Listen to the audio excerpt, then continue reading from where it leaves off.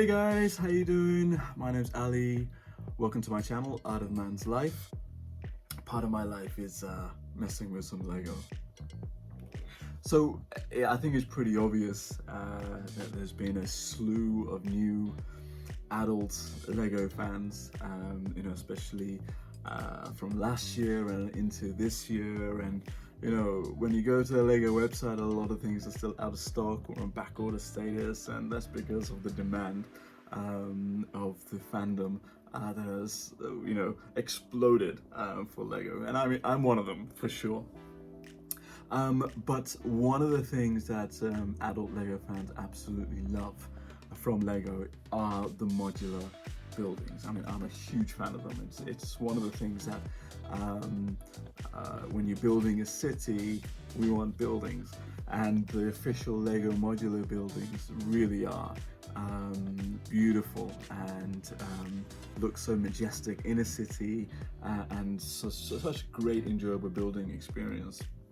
However, there's one question I see a lot in a lot of the Lego groups and forums and Facebook groups, etc., which is, hey, which Lego modular should I buy?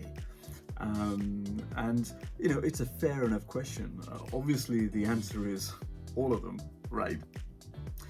But let's take a reality check. And when you're a new fan, and dropping at least a minimum 150 to 200 pounds on, or euros even, on a set, you want to make sure that you get something that's nice, that looks great, and has an enjoyable building experience as well. So what I thought I would do is I would give my opinion on if you are thinking about getting a new Lego modular building, for your display or for your city or for a collection. Out of the ones that we have available right now, i.e. from the official Lego store, which I believe is the best pick for you. So at the moment, I'm excluding Ninjago Gardens, even though it is quite a modular style building, and like Sesame Street building, which is, even though it's a building, it's not quite modular. I'm only taking consideration the true official classic Lego modular building in the modular building collections, and the ones that are not retired.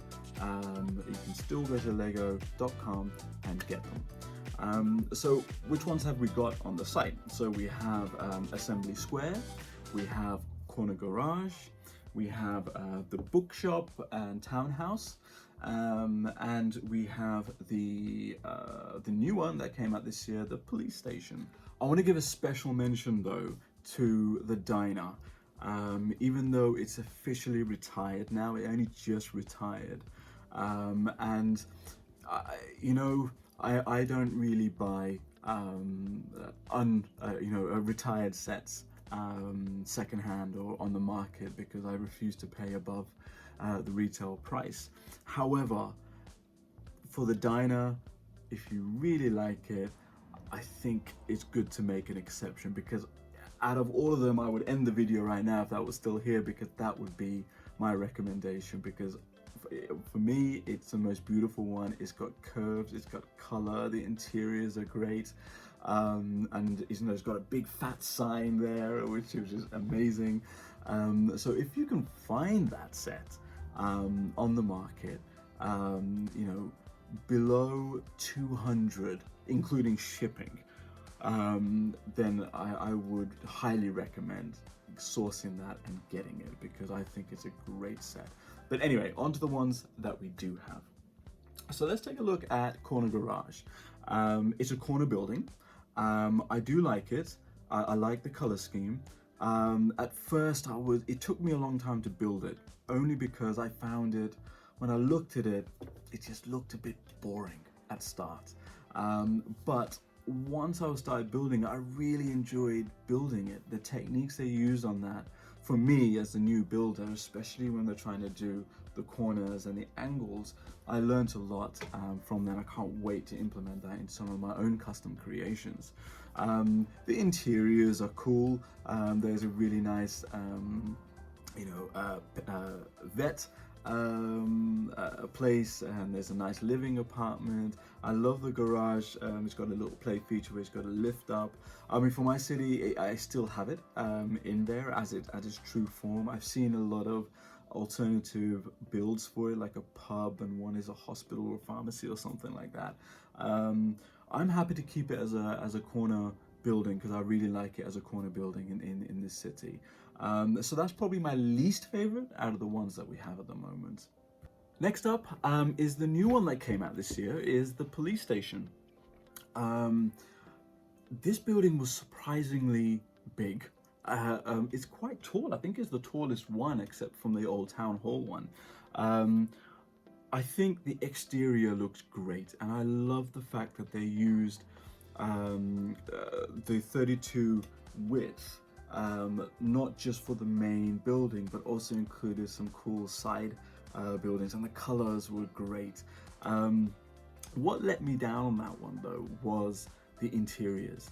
I found them really quite minimal. I was expecting a lot more within the police station. The donut shop was quite nice on the side. That was pretty cool. But on the other side, it was a bit redundant, really. But the exterior is nice, and I liked the little foliage that was coming up as well. It's a new set. It's just come out this year. It's going to be around for quite a while. Next up is the bookshop and townhouse. So you get two buildings for one, 2 for 1 here. I really liked, out of the two, I preferred the bookshop.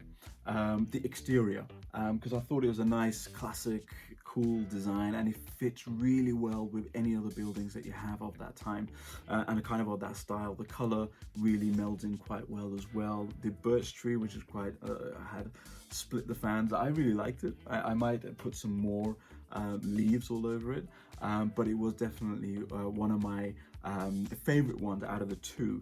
The other townhouse, it looks pretty. The color is great. That blue teal kind of jade kind of color was really nice. The staircase going to it was pretty cool as well, and the interiors were nice. But for me, it's difficult to place in my city without having other townhouses next to it. So I have to build some more townhouses next to it. So that's the only nitpick that I can find. The bookshop interior, I have to say, was such a letdown. For a bookshop, you expect a hive of books lying everywhere, shelves everywhere. It was nothing, it's just one bookshelf. It just didn't make sense, but it leaves you room to modify it, etc. from there. But it's pretty, it looks nice, it's nice, simple building experience as well. Some really nice, interesting techniques in there. So that's why it's the next one on my list. And for me, number one, the one I really think you should get now is Assembly Square. It's a little bit more pricier, but what you get, I think, is far better value. It's built across, 2 base plates, 132, 116. It had so many things inside of it. You got a coffee shop, you got a ballerina dancing area, you got a dentist, you got a florist, you got a patisserie, we got living spaces in there. There's a cute little piano in there, which I absolutely adore. And there's a nice little center area with a fountain, and it just gives so much great photo opportunities and scenes and stories.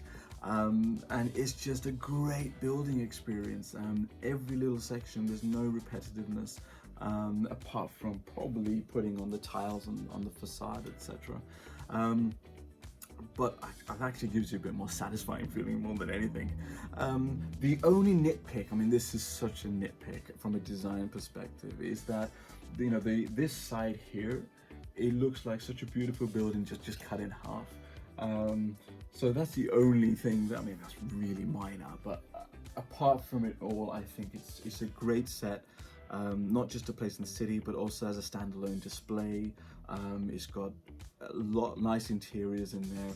It looks nice, it looks great. And the other thing is that it's been around for quite a while now, and I believe it will retire next year. So by default, it makes it probably the one to get if you're a fan of the Lego modular building and want to decide which one to get. So for me, if I was a new adult fan of Lego looking to buy my first official Lego modular building, I would go for the Assembly Square. So I don't know if you agree with me. Let me know what your comments are, what your thoughts are. Which one, if you had to choose one, which one would you buy, and why? And I'll be really interested to hear those comments. So listen, hey, for now, stay safe, stay healthy, and of course, as always, peace and love.